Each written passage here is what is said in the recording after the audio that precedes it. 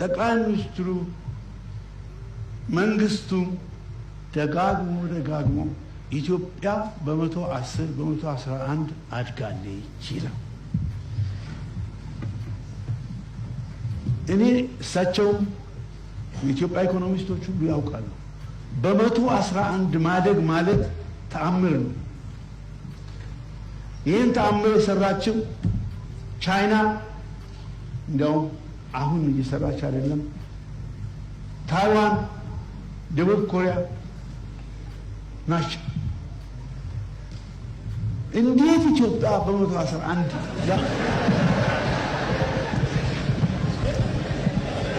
ኢትዮጵያ እንዴት አድርጋ ነው በ111 ያደገችው? አንጎላ አሁን በ112 ያደገ ነው። አንጎላ ለምንድን ነው? በአንድ ጊዜ ብዙ ዘይት አገኙ። ዘይት ያገኙ ሰዎች ወይንም ሌላ ነገር ያገኙ ሰዎች በ110 በ111 ቢያድጉ አይገርምም።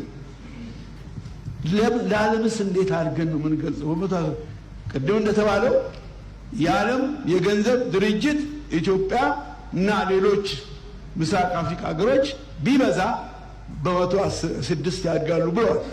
እኛ ግን እምቢ ብለን 11 ነው እንላለን። ይሄ ተገቢ ነው ወይ? ይሄ ተገቢ ነው?